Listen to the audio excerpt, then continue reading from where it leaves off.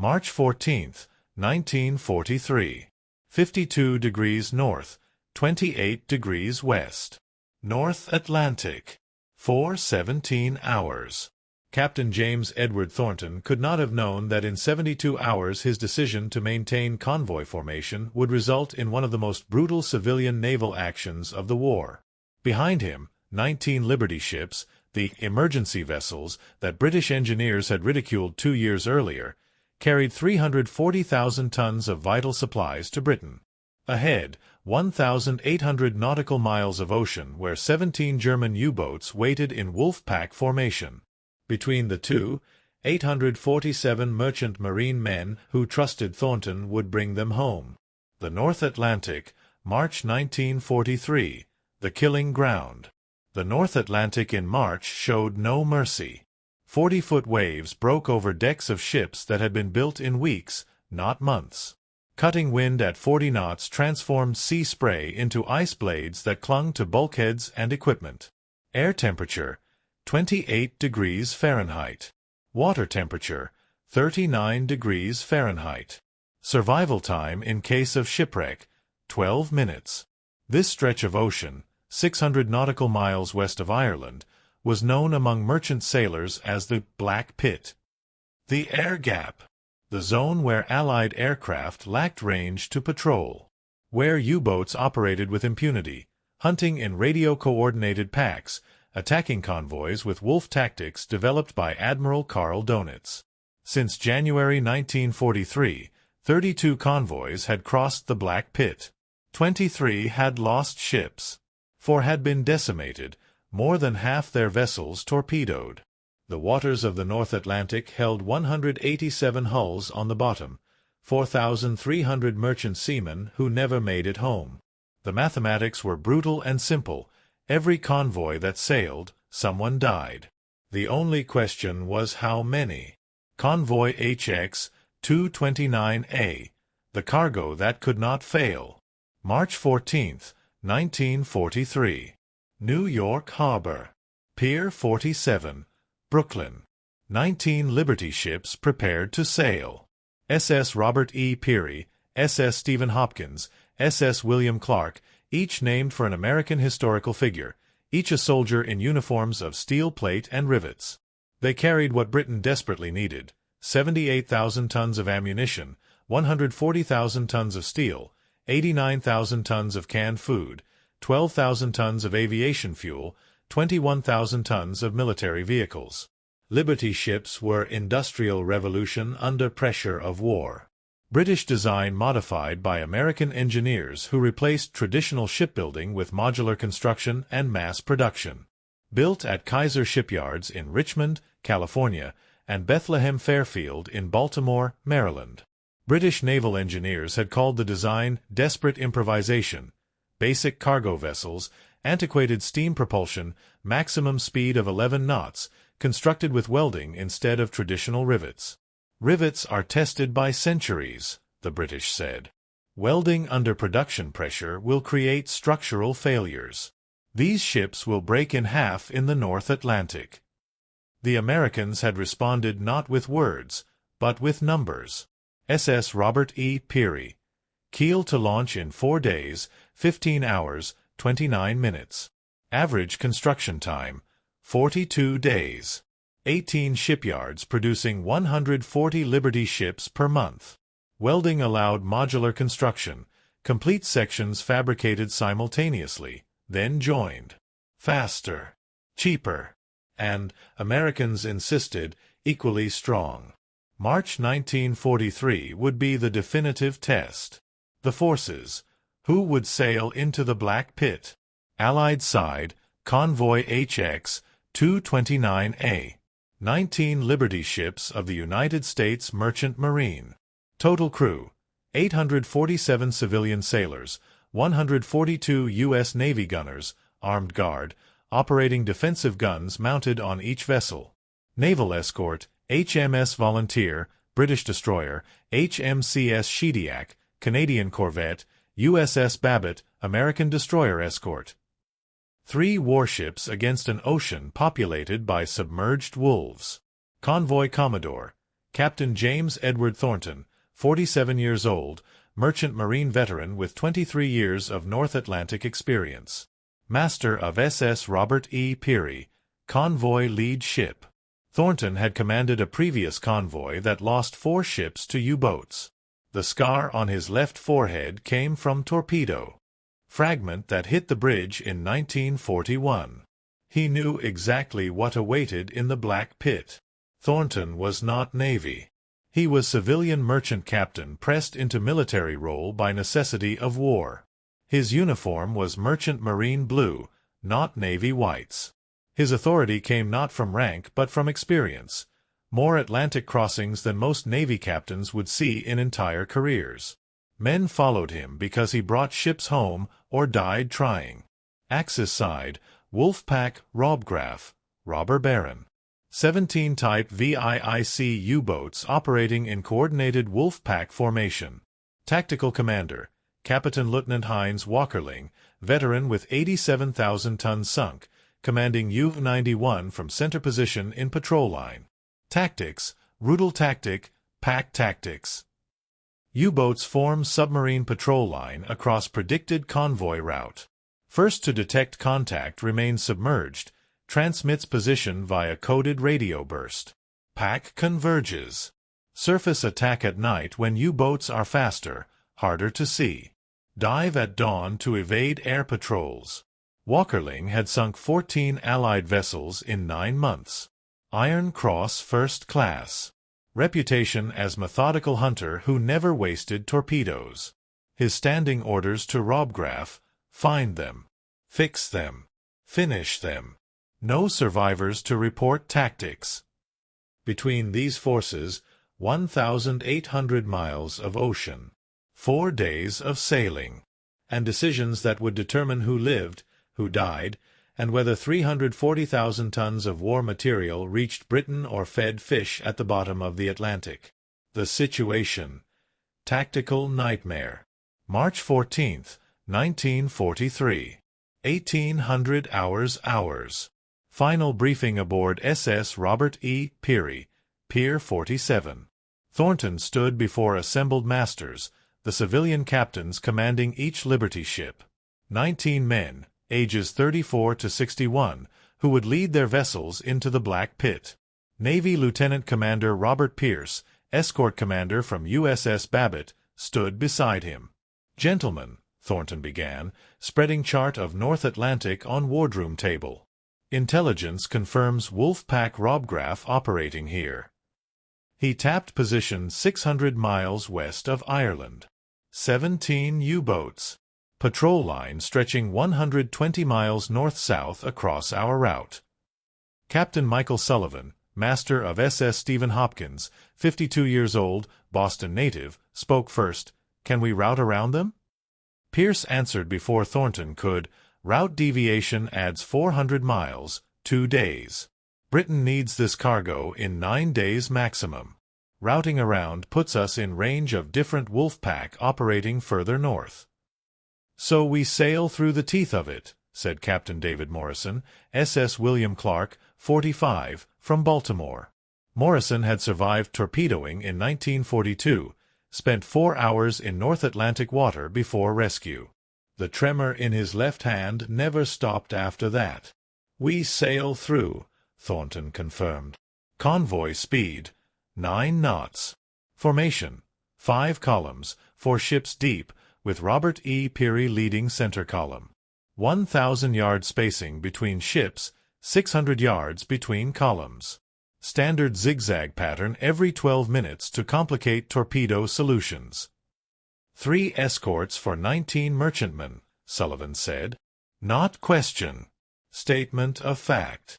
HMS Volunteer will scout ahead, 5 miles forward of convoy. HMCS Shediac will patrol port flank. USS Babbitt starboard flank. If U-boats attack, escorts will hunt. We maintain formation and speed." "Maintain formation," Morrison repeated, voice flat, "while ships are being torpedoed." Thornton met his eyes. "If convoy scatters, U-boats pick us off one by one. We stay together, we have chance. Someone breaks formation in panic, they die alone in dark.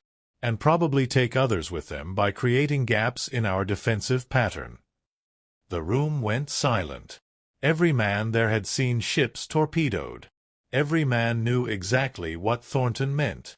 Each vessel carries Navy armed guard crew, Pierce added. 20mm Oerlikon cannons, 3-inch deck gun aft, .50 caliber machine guns. Not enough to sink submarine, but enough to make them think twice about surface attack. Surface attack, Sullivan said. You mean they'll come at us on surface? At night, yes, Pierce confirmed. U-boat type WWII makes 17 knots surfaced, 7 submerged. Under darkness, they're faster than we are, harder to spot, can fire more torpedoes before diving. It's their preferred tactic. What about air cover? Someone asked. None, Thornton said bluntly. Black pit.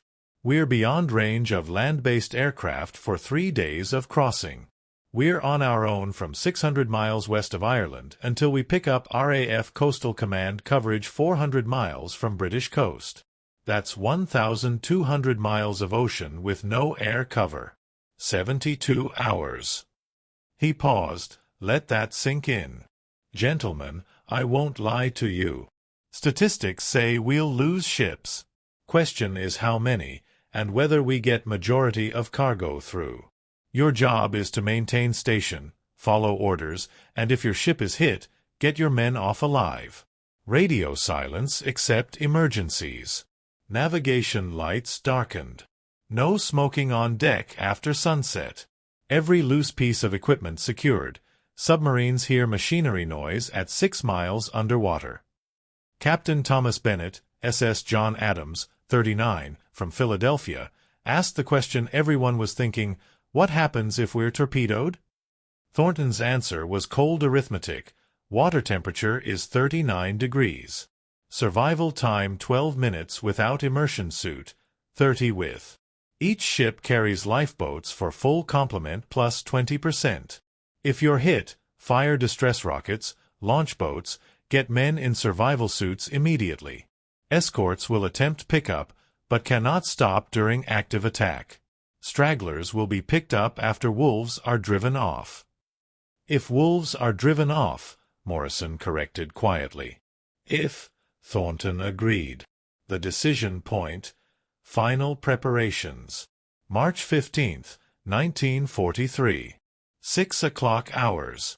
SS Robert E. Peary, Bridge. Thornton stood on bridge wing, watching 19 Liberty ships form up in lower New York Bay.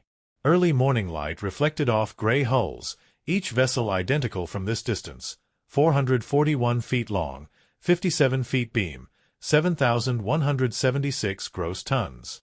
Mass-produced warriors built by welders and riveters who'd never built ships before Pearl Harbor. Chief Engineer Thomas McCarthy, 54, from Pittsburgh, joined him. McCarthy had worked construction before the war, building bridges, not ships. The war had made him marine engineer by necessity. He carried grease-stained clipboard with engine status reports. All engines answering bells, Captain, McCarthy reported. Triple expansion steam, 2,500 horsepower, gives us 11 knots maximum. Fuel capacity for 17,000 nautical miles. We're loaded to draftline, 10,800 tons of cargo, but she'll handle seas. British engineers said welded seams would crack in North Atlantic, Thornton said. McCarthy grinned. British engineers welded the Titanic's rivets and look how that turned out. Our welds are X-rayed, stress-tested. Ship built in 42 days will sail just fine if crew knows what they're doing. And my crew knows. Your crew is 18 men who'd never seen ship engine before 1941. And now they can tear down and rebuild triple expansion plant blindfolded. War makes experts fast, Captain. Or makes corpses. Thornton watched USS Babbitt take position 2,000 yards off starboard bow. Destroyer escort, 306 feet, 1,400 tons, 3-inch guns and depth charges. Fast, maneuverable, and utterly inadequate for what they'd face. "You know the odds, Tom," Thornton said quietly. McCarthy nodded. 4 in 19 chance we get hit, based on previous convoys. 1 in 5 chance we don't make it home. Better odds than infantry gets on beach landing. We volunteered for this, Captain. Every man aboard knows the score. Some volunteers are 19 years old who wanted to see ocean. And some are 54-year-old engineers who could be building bridges in Pennsylvania. We all chose to be here.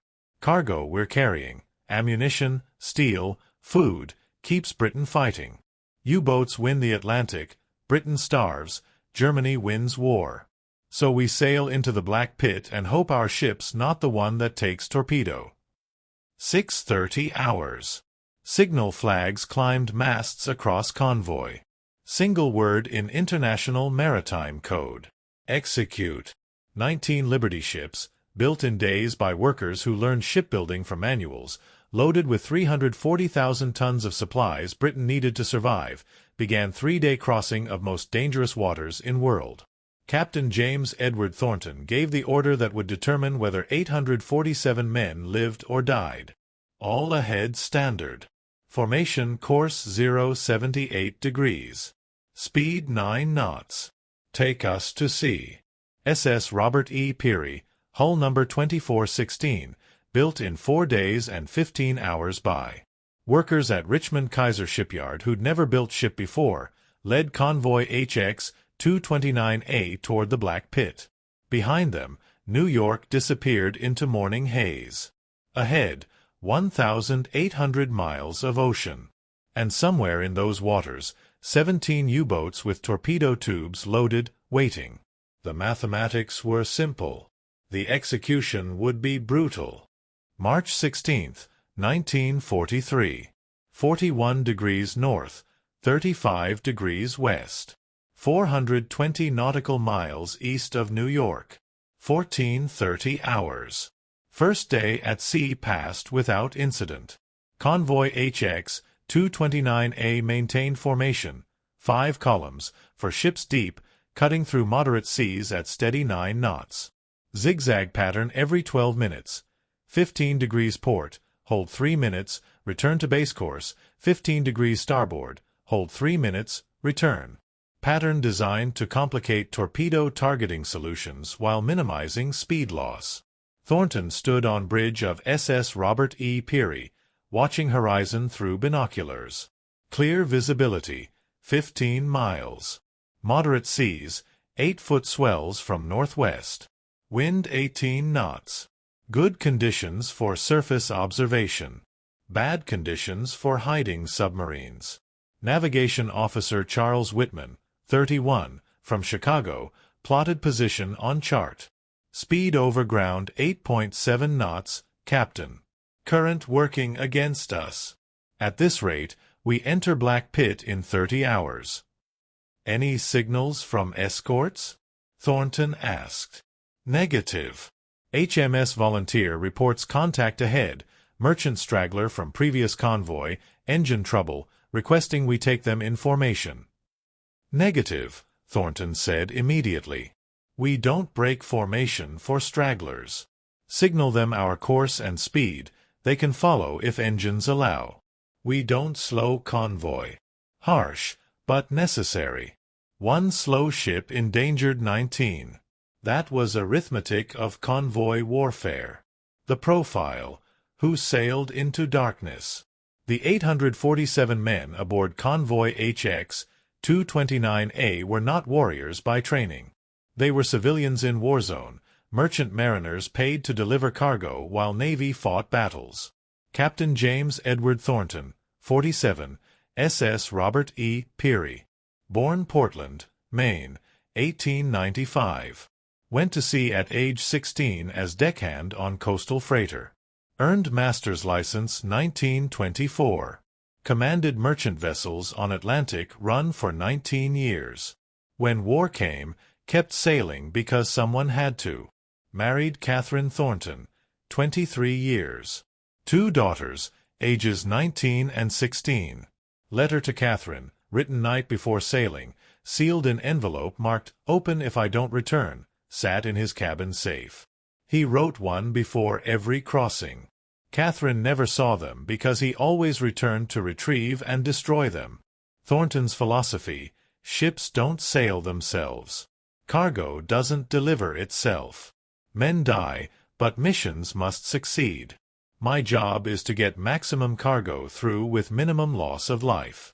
Not zero loss, that's fantasy. Minimum. I'll sacrifice one ship to save 18 if math demands it. Chief Engineer Thomas McCarthy, 54, SS Robert E. Peary. Pittsburgh steelworker turned construction engineer turned marine engineer. Built bridges across Pennsylvania before war. Learned marine engineering from technical manuals and hands-on experience. Ran engine room with efficiency of factory foreman because that's what he'd been. Widower, wife died 1938 of tuberculosis. Son serving with 82nd Airborne in North Africa. McCarthy sailed because sitting in Pittsburgh worrying about my boy wasn't helping anyone. At least this way I'm fighting same war. Managed engine room crew of 18, 3 assistant engineers, 8 oilers, for firemen, 3 wipers. Average age 23. Combined maritime experience before 1941, 0. McCarthy trained them from scratch. His standard: engine runs or you explain to 847 men why we're dead in water with U-boats hunting. Seaman First Class Robert Morrison, 19, SS Robert E. Peary. From Farmland, Iowa. Joined Merchant Marine 6 months after Pearl Harbor because wanted to see ocean before I died. Got his wish. First voyage, December 1942, convoy lost 2 ships to U-boats. Morrison spent 8 hours in lifeboat in December Atlantic, watching men die of hypothermia while waiting for rescue. Volunteered for second voyage anyway. Can't let U-boats win by being afraid, he wrote to parents. Somebody has to deliver cargo. Might as well be me. Carried photograph of girlfriend Linda Patterson, 18, from Des Moines. They'd met at church social, dated 3 months before his enlistment. She'd written 16 letters he kept in footlocker. He'd written 23 back. In his last letter before sailing, he'd included marriage proposal. Planned to mail it when they reached Liverpool. Armed Guard Commander, USS Navy, Lieutenant Howard Jensen, 29. Regular Navy officer assigned to command Naval Armed Guard crew aboard SS Robert E. Peary. Academy graduate, class of 1937. Pre-war service on destroyers. Assigned Armed Guard duty March 1943 when Navy needed officers who understood anti-submarine warfare to train merchant crews. Commanded 22 sailors, gun crews for 1 3-inch/50 caliber stern gun, 2 20mm Oerlikon cannons, port and starboard, 4.50 caliber machine guns. Ammunition: 300 rounds 3-inch, 4,000 rounds 20mm, 12,000 rounds .50 caliber. Jensen's assessment, recorded in diary: "We're sheep with teeth. Can't sink submarine, but can make them respect us. U-boat surfaces to attack, we make them dive or damage them enough to break off. That's victory for merchantmen, not sinking enemy, just surviving long enough to deliver cargo." His crew were boys, average age 20, who'd fired more rounds in training than in combat. Several had never seen enemy submarine. Jensen's job: turn them into effective gun crews in hours they had before contact. The plan: how convoy would cross the Black Pit. March 16, 1943. 2000 hours. Radio conference between escort commanders. Lieutenant Commander Robert Pierce, USS Babbitt, transmitted encrypted message to HMS Volunteer and HMCS Shediac. Standard anti-submarine tactical protocol for convoy defense. Phase 1. Detection. Escorts maintain sonar watch on convoy flanks and forward. Search pattern: HMS Volunteer scouts 5 miles ahead, sweeping 45 degrees left-right. USS Babbitt patrols 2 miles starboard flank. HMCS Shediac patrols 2 miles port flank. If sonar contact, attacking escort prosecutes contact with depth charges while remaining escorts close protective envelope around convoy. Convoy maintains course and speed. Phase 2 Night Defense. Most dangerous period. U-boats surface at night, attack from darkness where they're invisible and faster than escorts. Defense. Merchant ships maintain absolute light discipline. Escorts illuminate star shells over suspected contact positions. Machine gun crews on merchantmen fire at any surfaced contact. Problem. Star shells also silhouette convoy, making merchant ships visible to U-boats. Pierce's solution. We light up contact, you shoot contact, contact dives or dies. Repeat until they stop coming. Phase 3 Rescue Operations. If merchant vessel torpedoed, ship fires distress rockets, transmits position via emergency radio. Launches lifeboats. Escorts cannot stop during active attack, would become stationary targets. After U-boats driven off, escorts return for survivors. Survival time in March Atlantic, 12 minutes without immersion suit. Pierce's addendum to rescue protocol, get men off ship fast. Every minute counts. Hypothermia kills in less time than it takes to brew coffee. The first complications. When plans met reality. March 17, 1943. 48 degrees north, 32 degrees west. Entering the Black Pit. 9:15 hours. Weather deteriorated. Northwest wind increased to 35 knots. Seas built to 15 feet. Visibility decreased to 5 miles in rain squalls and spray. Temperature dropped to 26 degrees Fahrenheit. Ice formed on rigging, adding topweight that made ships roll harder. Convoy spread formation to reduce collision risk. Spacing increased from 1,000 yards to 1,500 yards between ships, 800 yards between columns.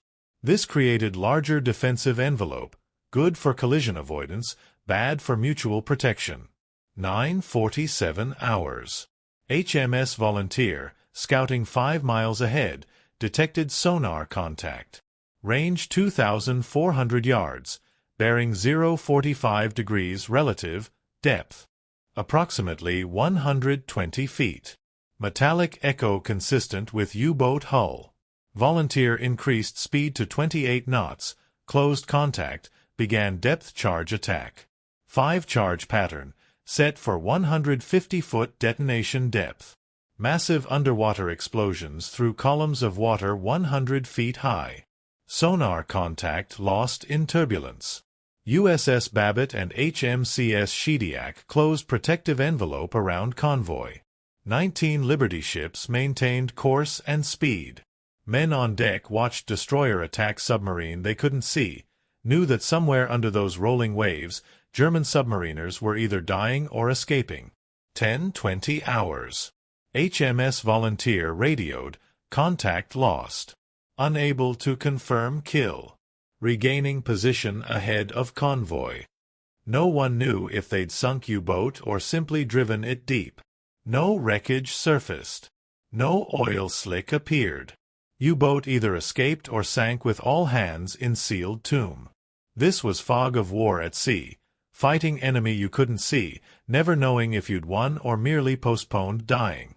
The moment of critical choice. Thornton's decision. March 17, 1943. 12:30 hours. Signal lamp flashed from USS Babbitt. Recommend course deviation 40 degrees north. Intelligence update. Wolf pack concentration ahead. Thornton read message. Check chart. Calculated options. Option 1. Maintain course. Shortest route to Liverpool. Highest probability of contact with wolf pack Robgraph.